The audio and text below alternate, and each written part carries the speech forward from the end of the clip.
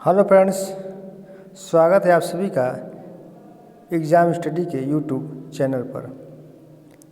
बिहार शिक्षक भर्ती के समान अध्ययन का यह 7वां मॉडल प्रैक्टिस सेट है। आइए आज हम लोग इस 7वें मॉडल प्रैक्टिस सेट को हल करते हैं। प्रश्न संख्या 1। दुर्गा ने अपनी बड़ी बेटी के लिए 6.35 मीटर और छोटी बेटी के लिए 5.65 मीटर कपड़ा खरीदा। उसने अपनी बेटियों के लिए कुल कितना कपड़ा खरीदा? दोनों को जोड़ दीजिए तो 6 5 11 और 35 65 1 हो जाएगा तो 12 हो जाएगा। तो इसका राइट आंसर हो जाएगा 12 मीटर हो जाएगा। आगे चलते हैं। उस संख्या का चयन कीजिए जो निम्नलिखित श्रेणी में प्रश्न चिन्ह के स्थान पर आ सकती है। 9 है, 36 है, 81 है, 225 है। देखिए तो ये जो 9 है ये 3 का वर्ग है। 9 किसका वर्ग है? 3 का वर्ग। 36 6 का, 81 9 का। तो देखिए 3 3 का यह क्रम बन रहा है। 3 है, 6 9 है, फिर 12 आएगा तो 12 पर हम 144 हो जाएगा। अपनी वास्तविक चाल की 5/7 चाल से गतिमान एक बस 42 किलोमीटर की दूरी 1 घंटा 40 मिनट 48 सेकंड में तय करती है। बस की वास्तविक चाल ज्ञात कीजिए। तो चाल बराबर कितना होता है? दूरी बटा का समय होता है ना। तो इसको इस आधार पर लगा सकते हैं। तो इसका जो राइट आंसर आ जाएगा ये आपका हो जाएगा 35 किलोमीटर प्रति घंटा की रफ्तार हो जाएगी। आगे है 2 संख्याओं का अनुपात 2:3 है। यदि प्रत्येक संख्या में 20 की वृद्धि की जाती है तो उनका अनुपात 3:4 हो जाता है। संख्याएं ज्ञात कीजिए। इसको तो आप ऑप्शन से ही लगा सकते हैं बड़े आसानी से। यह ऑप्शन से लग जाएगा। यहाँ पर देखिए, जैसे यदि प्रत्येक संख्या में 20 की वृद्धि की जाती है तो उनका अनुपात 3:4 हो जाता है। संख्याएं ज्ञात कीजिए। तो जैसे ये 20 और 30 दिया हुआ है ना। यहाँ पर ये 20 30 दिया हुआ है तो इसमें 20 का करेंगे तो ये 40 हो जाएगा, ये 30 हो जाएगा। 40 और ये 60 हो गया। 20 और 25 दिया हुआ है। सेकेंड ऑप्शन 20 25, थर्ड ऑप्शन 30 40 और फोर्थ ऑप्शन 40 और 60 दिया है। तो देखिए इसमें सबसे पहले 20 की वृद्धि कह रहा है, 2:3 में है और 20 की वृद्धि कर दी जाए तो 3:4 में हो जा रहा है। तो इसका राइट आंसर यहीं 40 और 60 हो जाएगा। आगे देखते हैं। भाग और इंटू तथा अंक 2 और 1 को आपस में बदलने पर निम्नलिखित में से कौन सा समीकरण संतुष्ट हो जाएगा, है ना। तो इन चारों में कह कि जैसे भाग दिया हुआ है तो भाग की जगह गुणा हो जाए, और फिर दिया है कि भाग की जगह गुणा हो जाए या गुणा की जगह भाग हो जाए, है ना। फिर उसके बाद 2 दिया है तो 2 की जगह 1 हो जाए या 1 की जगह 2 हो जाए। तो इनको इसी में पुटअप करके ये हमको बराबर इसको कर लेना है। तो कैसे कर सकते हैं? जैसे 3/1 है तो यहाँ पे यदि 3 × 1 कर देंगे तो कितना हो जाएगा? 3 1 3 प्लस यहाँ गुणा है तो भाग हो गया तो यहाँ पर 1 आ जाएगा। 3 1 4 और 4 - 2 तो ये तो बनेगा नहीं। तो इसी आधार पर इसको बना लेंगे तो इसका जो सही समीकरण बनेगा वह ऑप्शन नंबर 3 से बन जाएगा। ये ऑप्शन नंबर 3 नहीं, ऑप्शन नंबर 2 से इसका बन जाएगा, है ना। ये वाला देखिए कैसे कि 3 भागे है पहले से तो यहाँ गुणा कर दीजिए, 1 हो गया। फिर प्लस 3 है, इंटू दिया है तो यहाँ भाग कर दीजिए, 3 हो गया।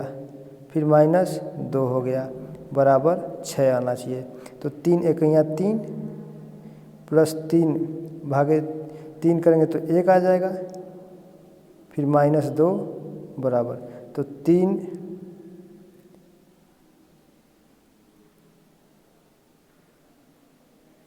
अच्छा सॉरी, हाँ 1 की जगह यहाँ पे 2 कर देंगे ना, 1 की जगह 2 हो जाएगा। फिर से देखते हैं। ये थोड़ा सा सवाल है थोड़ा आसान लेकिन कन्फ्यूजन हो रहा है। फिर से देखते हैं। आइए देखिए कि 3 भागे 1 दिया हुआ है तो 3 गुणे 1 की जगह 2 करना है तो 1 की जगह 2 हो गया। फिर प्लस हो गया। फिर 3 भागे 3 -2 है तो 1 कर दीजिए। ऑप्शन नंबर बी से चल रहे हैं, ये बी को लेकर।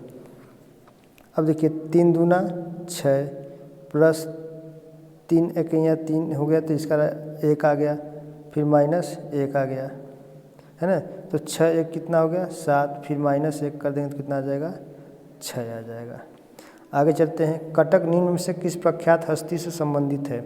सुभाष चंद्र बोस से, या ईश्वर चंद्र विद्यासागर से, जय प्रकाश नारायण से, या डॉक्टर राजेंद्र प्रसाद से?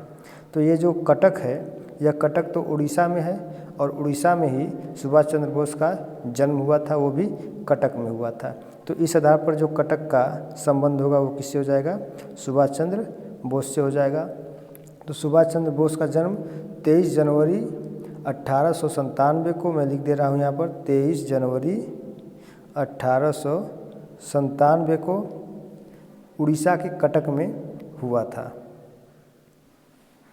और द्वितीय विश्व युद्ध के दौरान सुभाष चंद्र बोस जी ने ही आज़ाद हिंद फौज का नेतृत्व किया था और आज़ाद हिंद फौज की मांग भी की थी। आगे चलते हैं 7वें नंबर पर।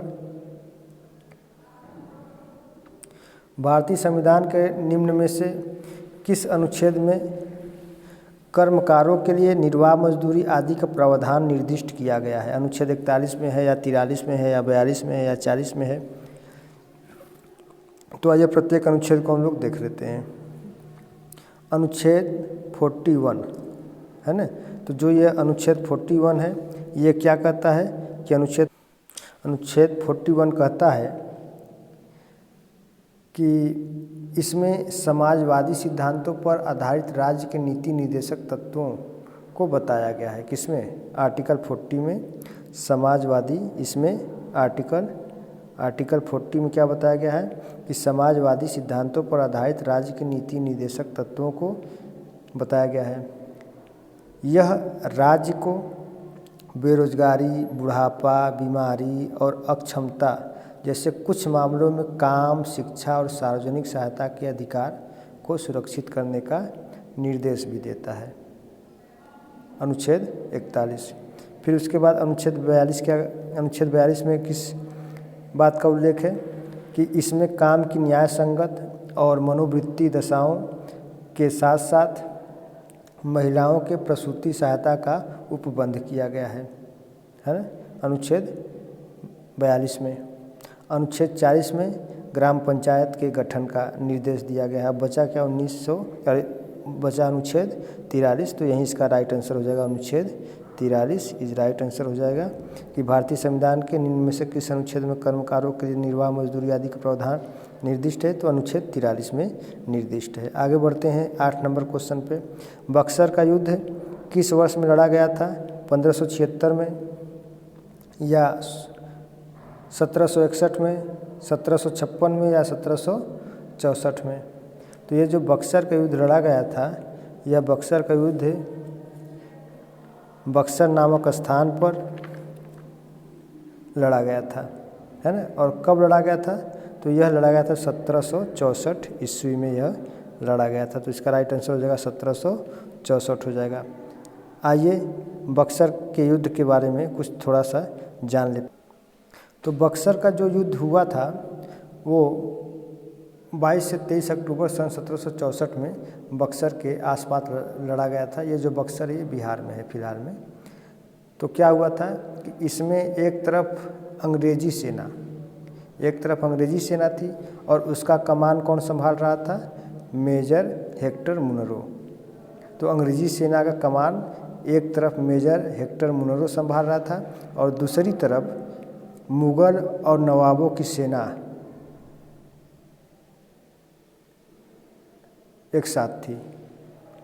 तो मुगल और नवाबों की सेना, और भी नवाबों में दो नवाब, एक तो बंगाल का नवाब और एक अवध का नवाब। तो बंगाल के नवाब कौन था? मीर कासिम। और अवध का नवाब कौन था? शुजाउद्दौला। और इधर मुगल शासक में कौन था? तो मुगल शासक में जो है कि आपका मुगल शासक में ये मुगल सम्राट का शाह आलम द्वितीय। तो एक तरफ तो अंग्रेजी सेना थी और एक तरफ जो है कि मुग़ल साम्राज्य और नवाबों की सेना की संयुक्त सेना थी। इन दोनों के बीच क्या हुआ था, युद्ध हुआ था सन 1764 ईस्वी में, और उसमें अंग्रेज़ी सेना की जीत हुई, मुग़ल सेना और नवाबों की सेना की पराजय हुई, और इसी युद्ध के कारण पूरे उत्तरी भारत में अंग्रेज़ी सेना का आधिपत्य स्थापित हो गया था। तो इसका राइट आंसर क्या हो जाएगा, सन 1764। आइए आगे देखते हैं। यांत्रिक ऊर्जा को विद्युत ऊर्जा में रूपांतरित करने के लिए कौन से उपकरण का उपयोग किया जाता है, फोटो सेल का, विद्युत मोटर का, डायनेमो का या बैटरी का। तो यांत्रिक ऊर्जा को विद्युत ऊर्जा में डायनेमो के द्वारा परिवर्तित किया जाता है। आगे देखते हैं। समन्वयी धर्म दीन ए इलाही अर्थात ईश्वर का धर्म की संस्थापना किसके द्वारा की गई थी, तो ईश्वर के धर्म की स्थापना अकबर के द्वारा सन 1582 ईस्वी में 1582 में किया गया था। आइए आगे देखते हैं।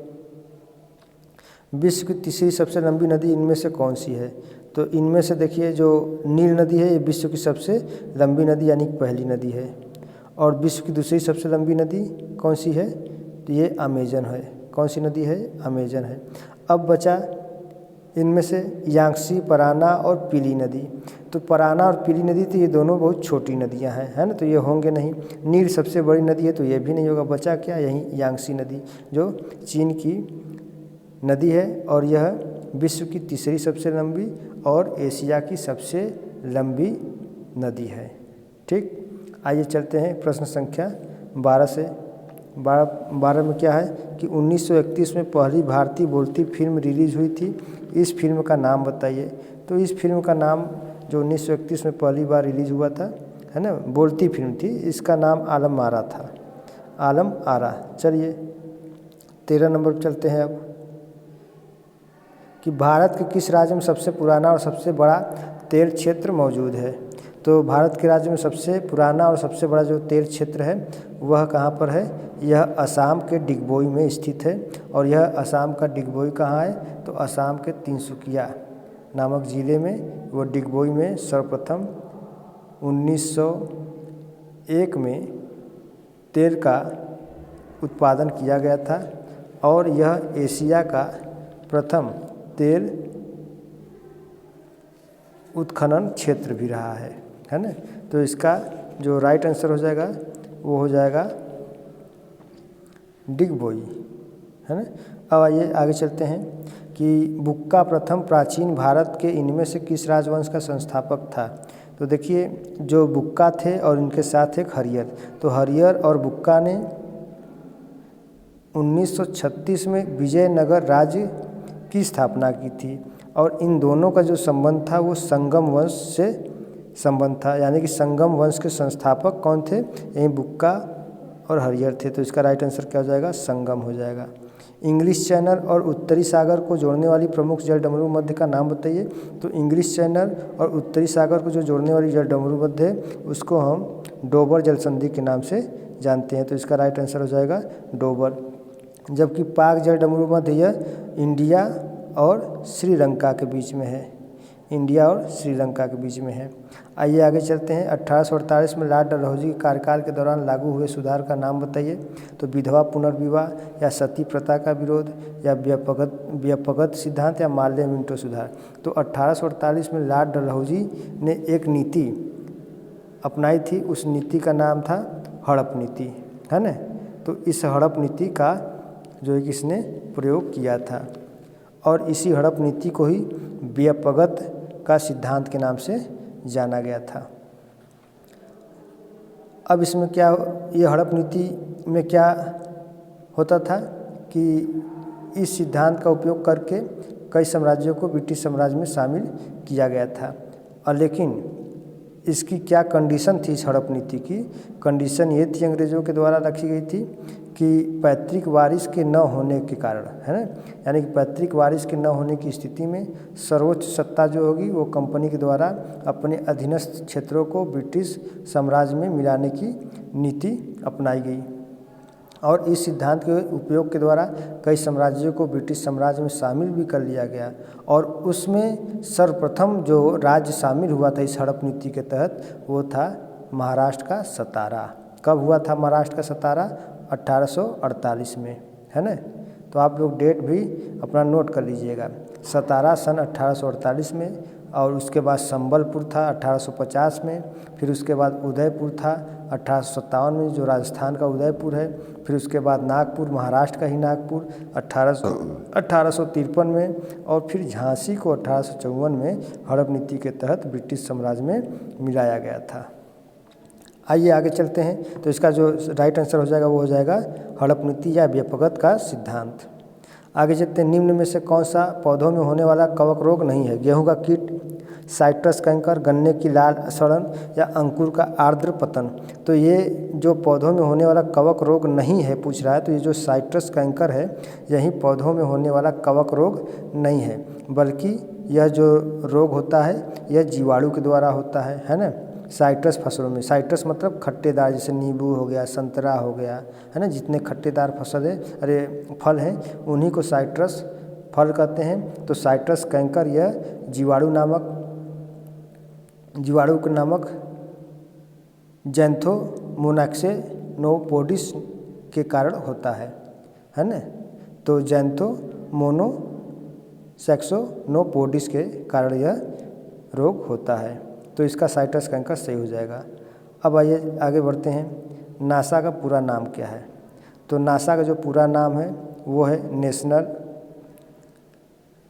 एरोनॉटिक्स एंड स्पेस एडमिनिस्ट्रेशन, है ना।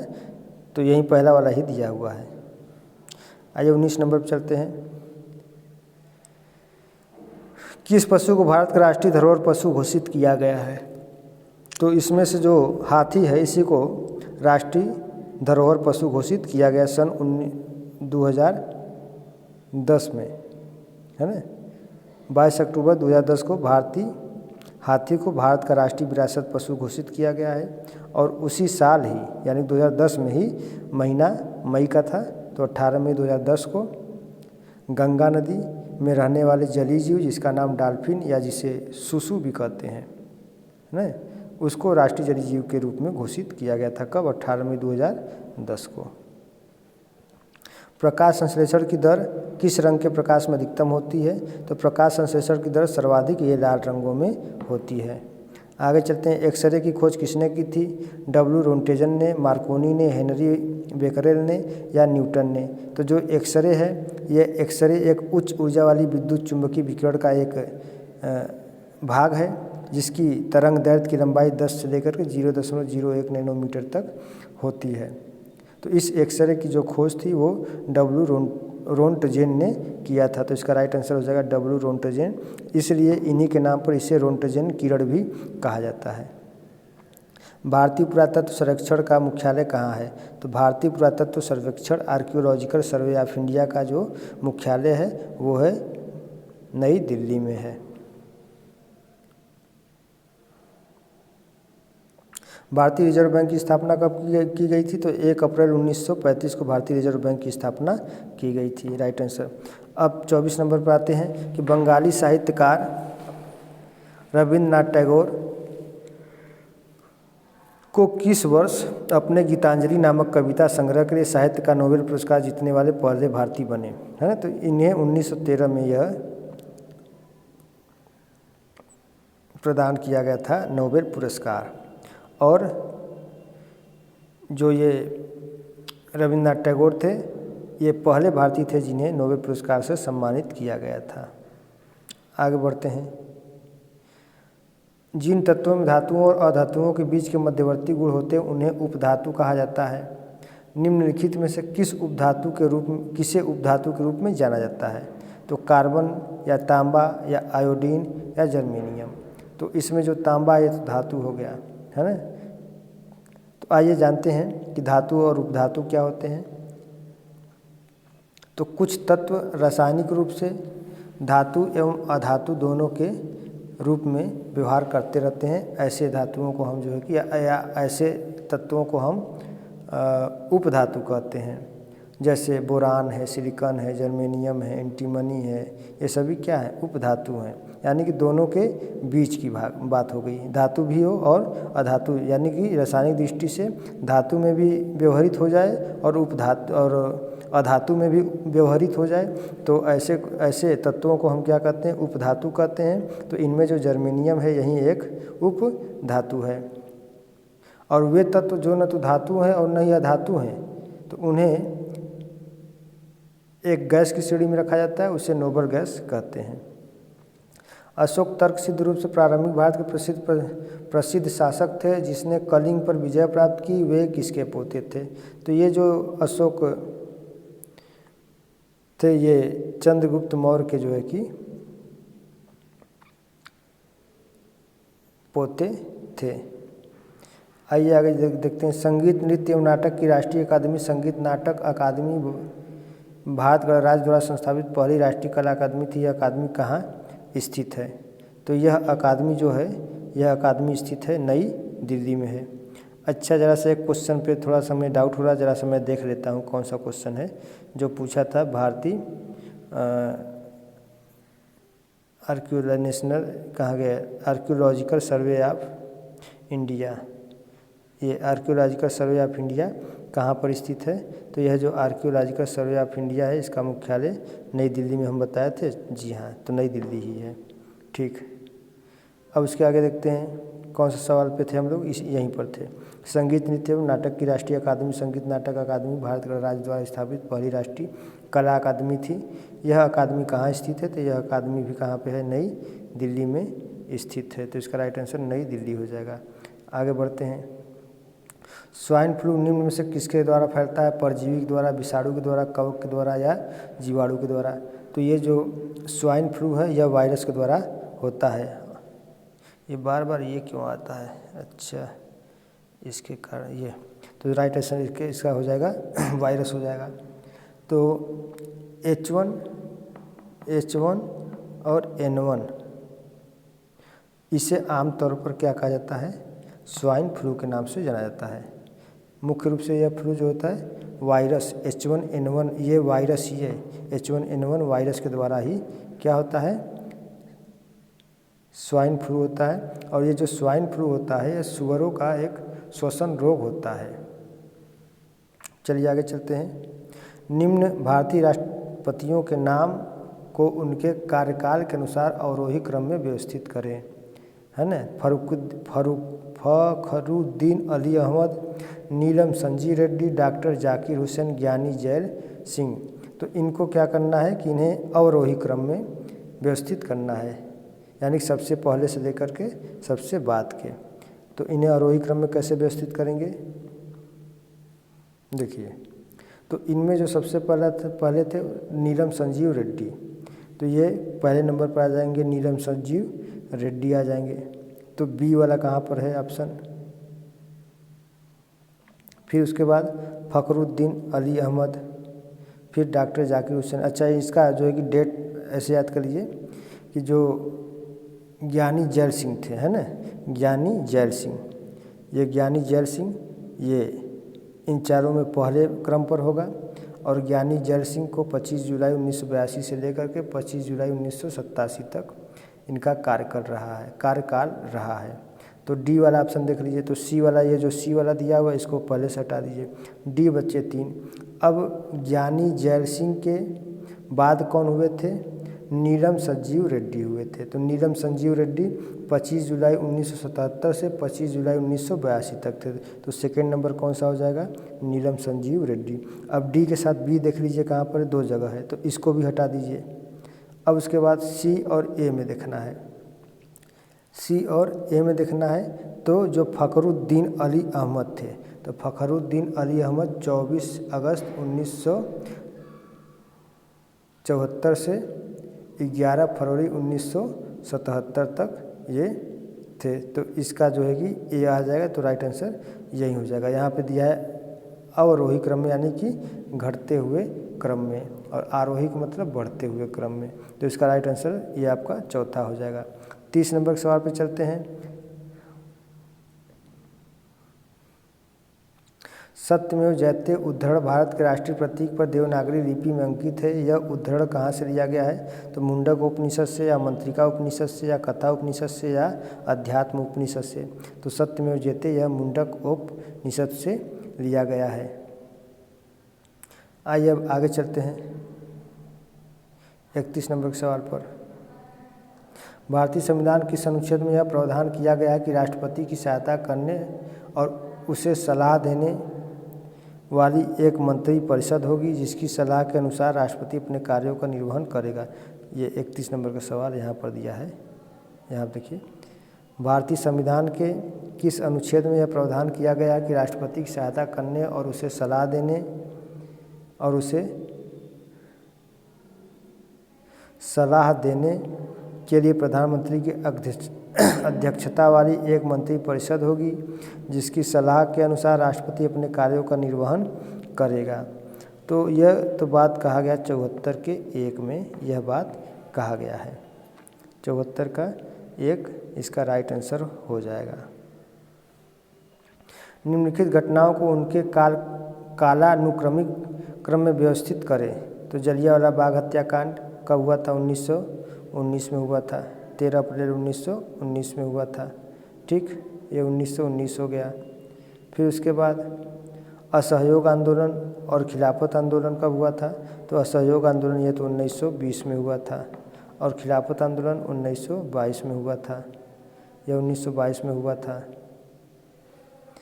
गांधी ऋण समझौता 1931 में हुआ था।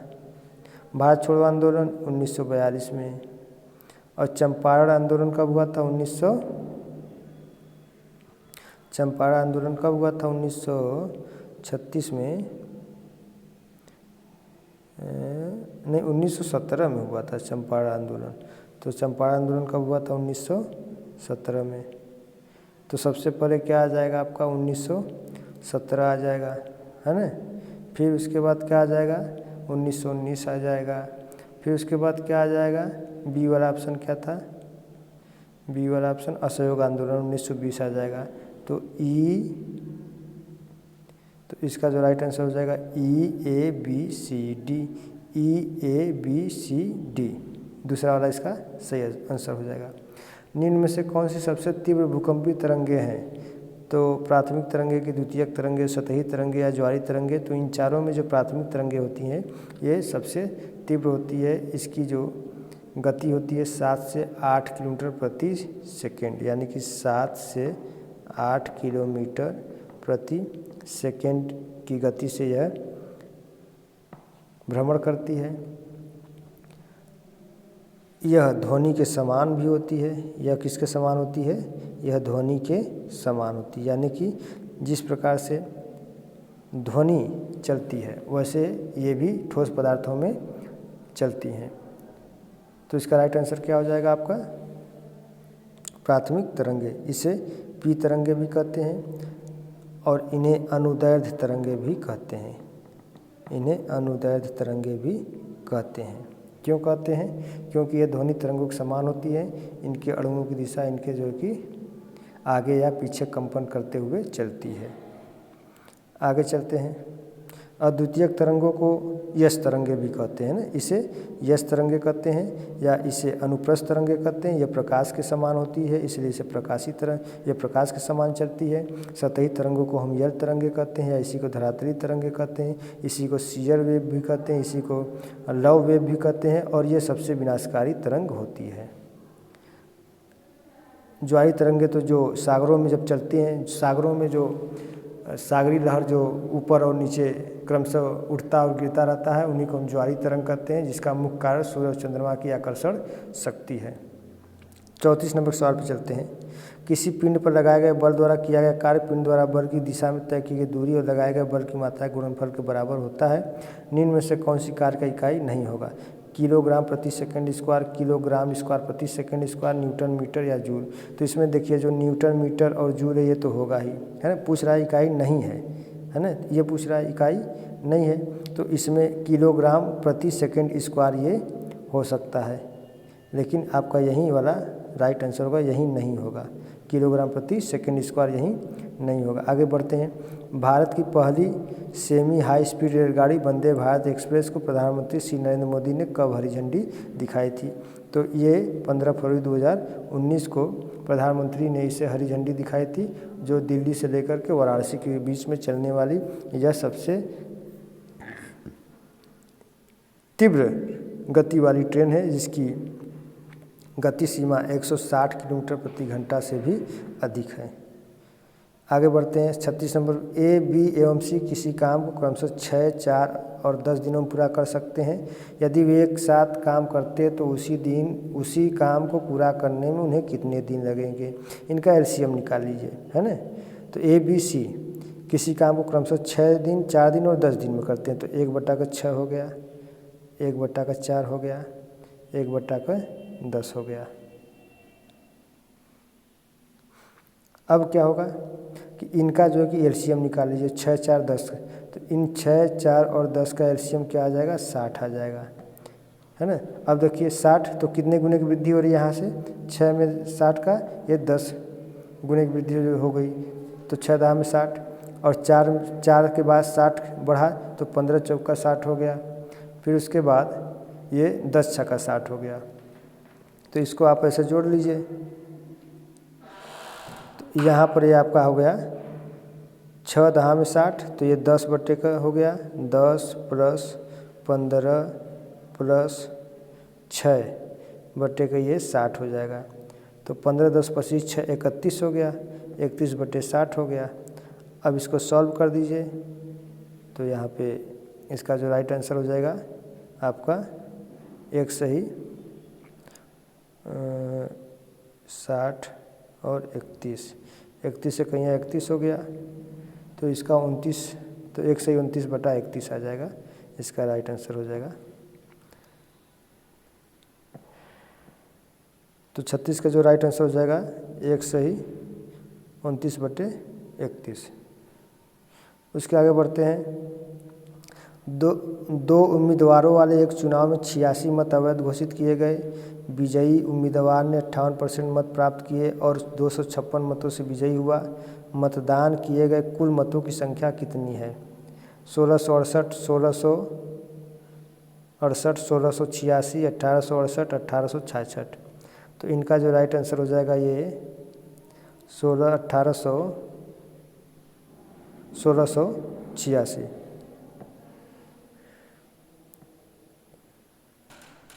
इसके आगे 38 नंबर क्वेश्चन पे चलते हैं। किसी 8 मीटर लंबे और 4 मीटर चौड़े जलाशय में 1 मीटर 22 सेंटीमीटर की गहराई तक पानी भरा है। गिरी सतह का कुल क्षेत्रफल ज्ञात कीजिए। तो इसका क्षेत्रफल ज्ञात करना है। तो इसका जो राइट आंसर हो जाएगा, आप लोग हल कर लीजिएगा। तो 38 का जो राइट आंसर हो जाएगा वो 61.28 वर्ग मीटर हो जाएगा।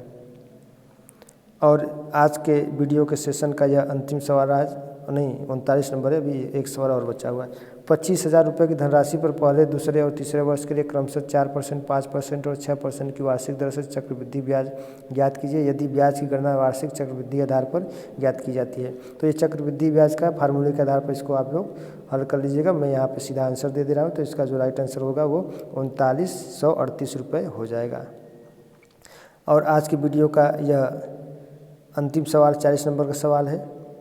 और हाँ दोस्तों, यदि आप लोग चैनल पर पहली बार आ रहे हैं तो आप चैनल को ज़रूर सब्सक्राइब कर लें, क्योंकि हम रोज़ाना एक समान अध्ययन का पेपर अपने यूट्यूब चैनल पर देते रहते हैं। और उसके साथ ही साथ आप लोग इस वीडियो को शेयर भी करें ताकि अन्य लोग भी इस वीडियो को देख सकें। और अच्छा लगे वीडियो तो वीडियो को लाइक करें। आइए देखते हैं 40 नंबर के सवाल को। दिए गए आरेख का अध्ययन करें और निम्नलिखित प्रश्न का उत्तर दें। देखिए क्या आरेख है कि षटभुज, ये षटभुज हो गया, क्या है ये, महिलाओं के लिए है। तो षटभुज किसके लिए है, महिलाओं के लिए हो गया, ये महिला हो गई, ठीक। अब वृत्त लेखकों को निरूपित करता है। तो ये वृत्त क्या है, ये तो लेखक हो गए। अब क्या करें, चतुर्भुज बंगालियों के लिए। तो चतुर्भुज क्या है, ये बंगाली है, ये किसके लिए, बंगाली के लिए है। अब ये क्या कह रहा है कि प्रश्न कहाँ गया,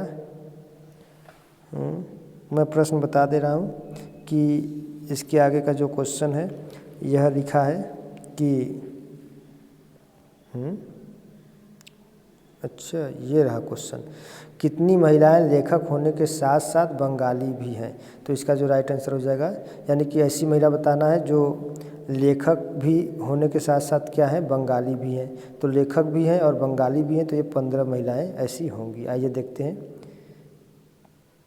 ये तो हो गया महिला, ये हो गया लेखक, ये हो गया बंगाली। तो ऐसी कितनी महिलाएं हैं जो लेखक के साथ साथ बंगाली भी हैं? तो यही जो ये 15 नंबर का है, यही तीनों में उभय निष्ठ है, तो इसका राइट आंसर 15 हो जाएगा। तो आज के वीडियो के सेशन में बस इतना ही। इसके आगे कल 8वां प्रैक्टिस सेट भी लाएंगे हम। अभी तक कुल 10 प्रैक्टिस सेट हम हल करा देंगे। साथ ही साथ हमारे चैनल पर ही एनसीईआरटी के कक्षा 6, 7, 8 की जो प्रश्न है इतिहास का, भूगोल का और राजनीति विज्ञान का, इन तीनों का भी जो है कि मैं एक अलग से वीडियो बना करके दे रहा हूँ। उसका एक पार्ट मैंने दे दिया है जो कक्षा 6 से लेकर कक्षा 6 का इतिहास की वीडियो बना हुआ है। उसके आगे अब हम कक्षा 7 का वीडियो देंगे और फिर कक्षा 8 का देंगे, इतिहास का ही देंगे। और हाँ, आप लोग पूरे एफर्ट के साथ अपनी पढ़ाई करिए, पूरे मन लगन के साथ, मेहनत के साथ करिए। चूँकि 7 दिसंबर से 10 दिसंबर तक एग्ज़ाम की डेट तय हो चुकी है, समय बहुत कम है। आप लोग अच्छे से पढ़ें, मेहनत से पढ़ें, सफल हो जाइए, यही हमारी कामना है। बहुत बहुत धन्यवाद। जय हिंद दोस्तों।